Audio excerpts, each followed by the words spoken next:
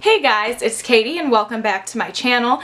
Today's video is a look that is inspired by the Red Queen from Disney's Alice in Wonderland, or Alice Through the Looking Glass is the one that's coming out this week. I have always loved Tim Burton films and always loved Alice in Wonderland in general, and always loved Helena Bonham Carter, so I wanted to kind of create a more wearable, I don't really know if this is wearable, this isn't really wearable for me personally, but maybe for like a night out with a little bit less winged liner, or if you just suck less at winged liner, you could totally make this wearable.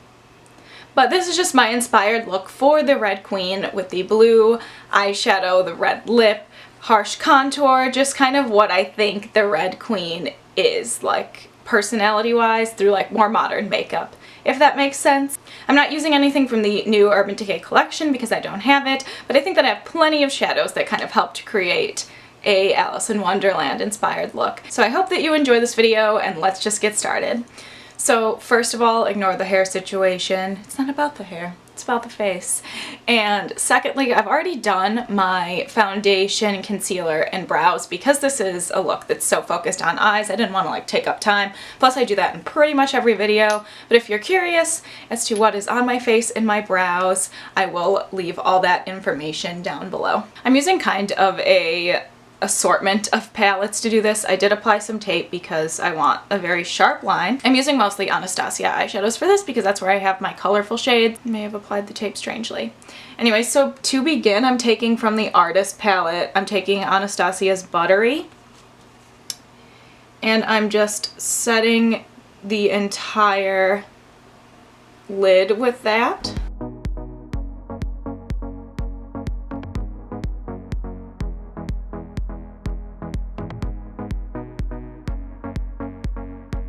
Now that I've got that base laid down, I'm going to take Dusty Rose from this same palette. It's this purpley shade right here.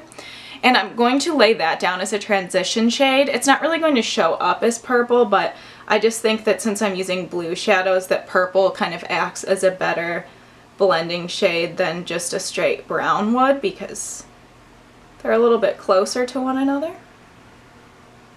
I may have literally just made that up, but that's how that goes.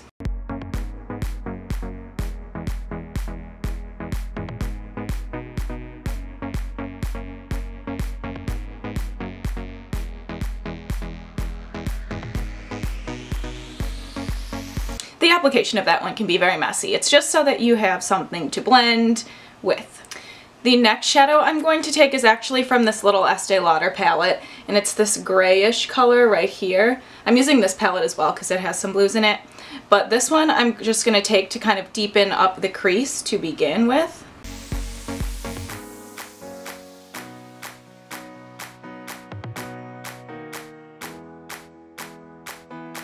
Now that the foundation is laid down, it's time to move on to the famous Red Queen blue eyeshadows. With this look, I find it much easier to start from the crease and then go downwards because I want the brightest blue to be on my lid. So I'll do all the darker blues first and then put the brightest blue on top of everything. So I'm going to be taking this blue shade here in the little Estee Lauder palette. And then I'm going to use a fluffy brush to apply that to the crease and then kind of fade into those transition shades.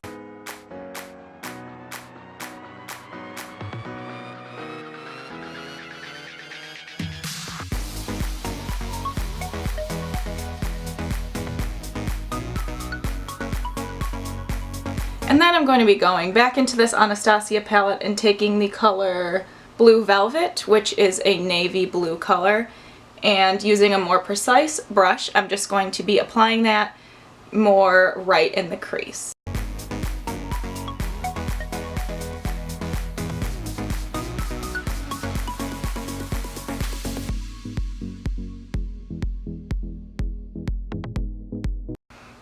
Once that's kind of the way I would like it, I do just dip back into that Dusty Rose shade to blend out once more and bring it really far up.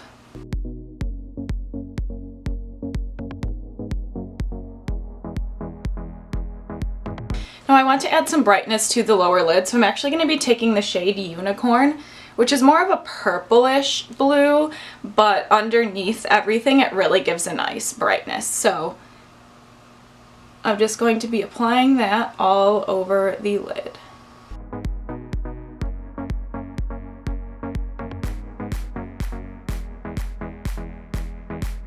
Then of course, blend it.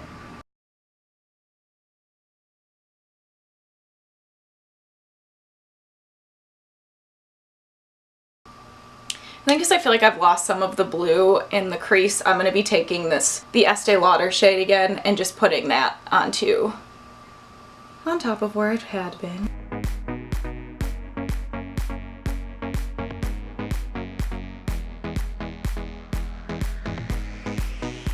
And now for the bluest of blue, we're going to be taking this shade, which is Azure.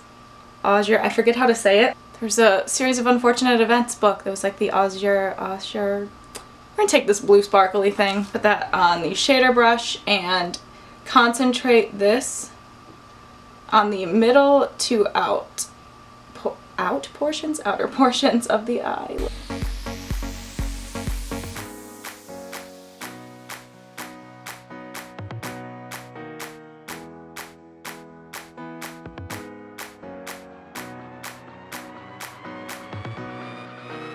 I'm going back with that shade one more time and using just a bit of Fix Plus to intensify it.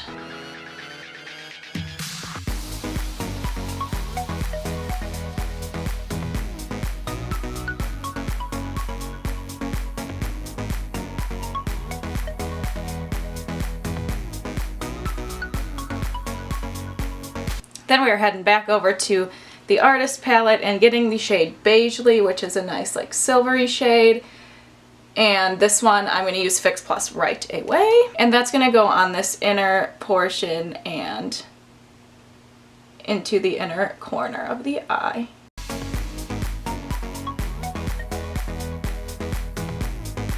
And now, because it's the Red Queen, I feel like she would have some sharp winged liner, you know. So I'm taking this Ico Skinny Mini eyeliner and I'm going to be creating a wing following the tape, and I'm going to be bringing it all the way in like a cat eye inside because I think that gives it like a fierce look. So if she was walking around in makeup, it would be this.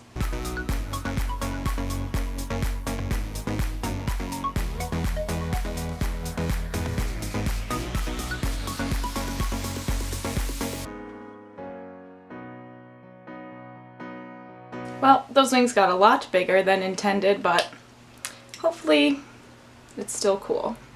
So I'm going to take off this tape now, attempt to clean this up a bit with some Pro Longwear Concealer, and then I'm taking that blue velvet shade and lining the rest of the eye. That should help as well. Now this is definitely an eye look that would call for some falsies, but I don't have any, so I'm just using the Rimmel Retro Glam mascara because it does give me some pretty good volume, but I would use falsies if I had them.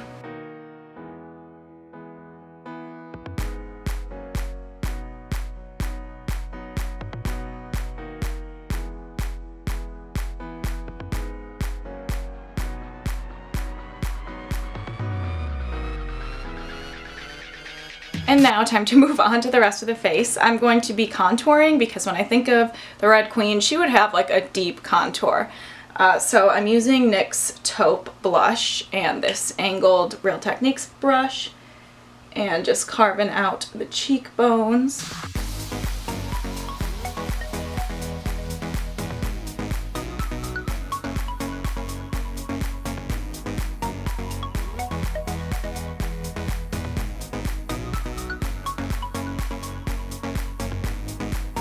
And even though I don't know if the Red Queen is a blush wearing type of gal, I'm just going to use this more nude blush. This is Rosé Champagne from Wet n Wild.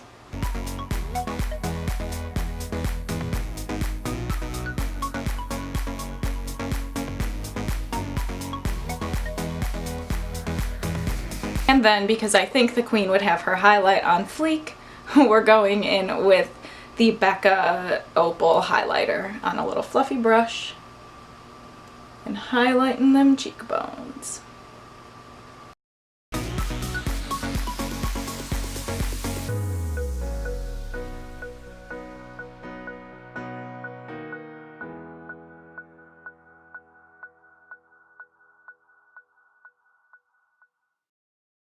Alright, and then the last step to becoming the Red Queen, or at least my version of the Red Queen, is some red lipstick. I'm using Bad Blood from Urban Decay. This is my ultimate favorite lipstick ever, and it is just a perfect color for the Red Queen, especially because of the name.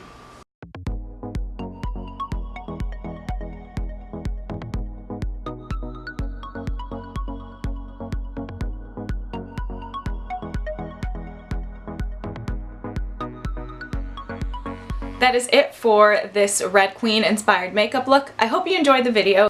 If you did, please like, comment, share the video with your friends, or just subscribe to my channel if you haven't already, and hopefully I'll see you in my next video. Bye guys!